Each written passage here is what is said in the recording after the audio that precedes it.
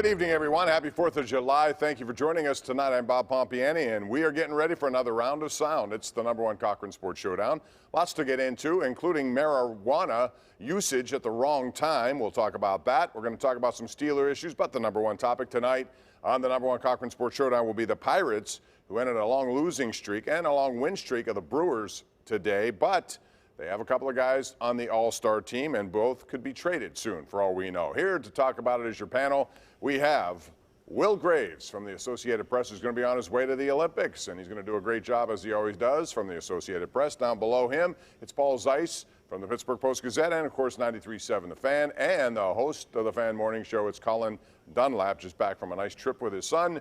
We're all here talking about the Pirates, and we're going to start with you first, Colin, and the fact that both Adam Frazier, and today we found out Ryan Reynolds, All-Stars, both very well deserving of this honor, but very well could be both traded. Not so much about Reynolds right now. I want to start with Frazier. Is this the right time to do it, and what do you expect to get for Adam Frazier if you trade him? Absolutely, it's the right time to do it. You know, Adam Frazier's on the cusp of I don't want to say being too old, but a guy you wonder if he's hit the apex of his career, and a guy in a next contract if you wonder if he's going to get better. I would positively trade Adam Frazier. I'm of the thinking I would trade Reynolds, too, if I found a suitor that would part with a lot of prospects. Yes, and I don't know where the line of thinking is. Look, are the Pirates trying to line up things for now or maybe even the next 2 years? Or are they trying to line up things for when Brian Hayes comes to fruition and when the draft picks that they're about to take in this draft, and then by virtue of how terrible they are this year, and then the next draft when they come to fruition? For me, it's the latter. That's why you trade Frazier for sure, and maybe Reynolds. Frazier's a done deal as far as I'm concerned, and you ask for high-end prospects. If they trade Frazier, it makes sense. It absolutely makes sense. I think he's 30, or he's coming close to being 30. He probably is, as far as value, as high as his value is ever going to be. It makes very much sense because, like Colin said, you want to, bring in guys that for the next couple of years they'll come to fruition and all that other stuff.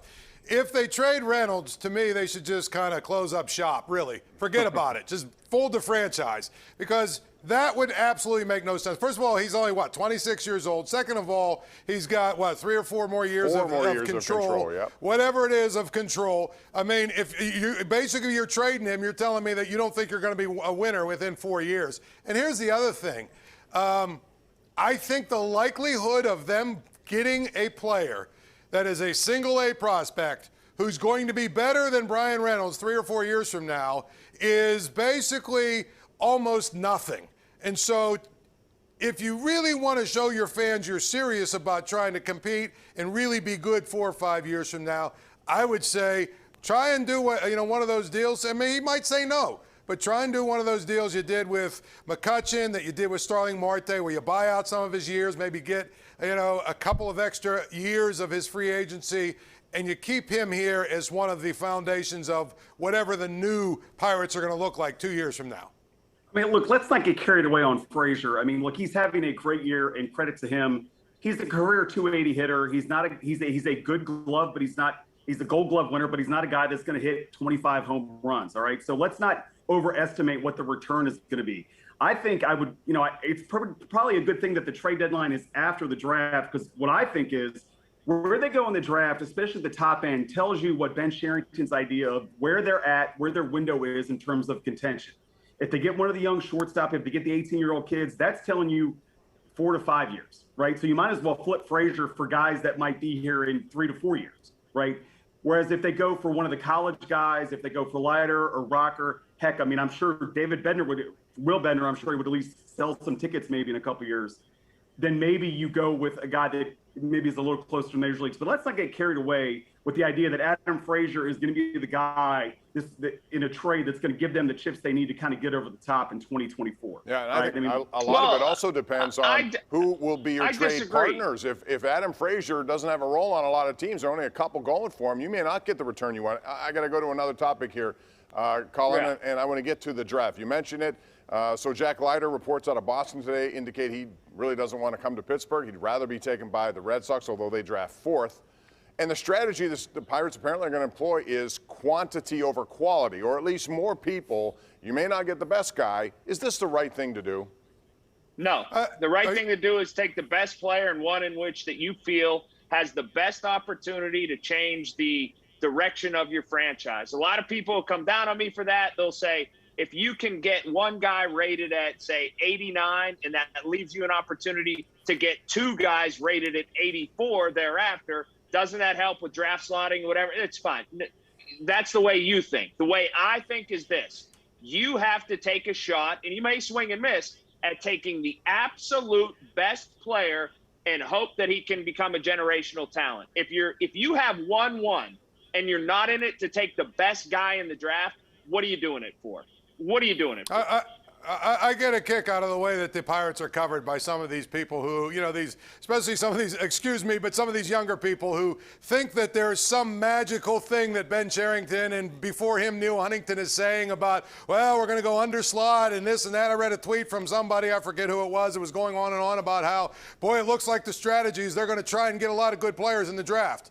You think? That's exactly what you're supposed to do. And this whole thing about paying people over slot, under slot, and all this other stuff, every team in baseball, including the Dodgers, including the Yankees, they have a similar strategy. Do you know what the draft is for? Trying to get the best, the most and best players you can into your organization. So what the Pirates are doing here is not revolutionary. It's not different. It's not unique. It's like when Neil Huntington rolled out the whole rest program, and for like 6 months the baseball writers were writing about how cutting edge it was that you gave a guy a day off because he needed to heal. I mean, this has been going on for 50, 60 years ever since there's been sports.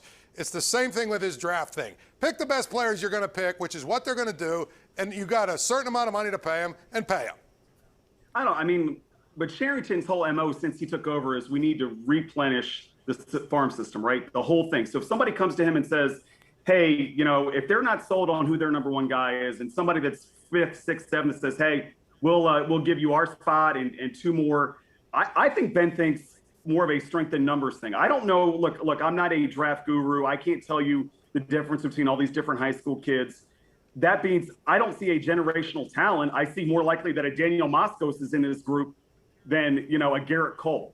Okay, so if I'm Ben, they need literally throw bodies at the situation and hope some of them work out. So I'm not sold that the guy that they pick needs to be the guy that carries them to wherever they get into 2027. Yeah, but all that means is they're going to be kicking the can down the road even more, I think. And, we just saw today the Pirates traded Kevin Kramer, who was a 2nd-round pick, highly thought of at the time. We're still waiting on Cole Tucker. Kevin Newman's a bust based on where he was drafted. There are a lot of swings and misses in this draft, so I gotta believe that at this point I still go with the best player I think I can get at the top of the overall draft. Anyway, we're going to take a break here on that note. And when we come back, we're going to talk about some other stuff with regard to sports. And there was an interesting story coming out of the U.S. Olympic trials. Will, as I said, is going to be covering that in Tokyo, the Olympics, and it does have an impact. We'll talk about marijuana and sports next, right here on the #1 Cochran Sports Showdown.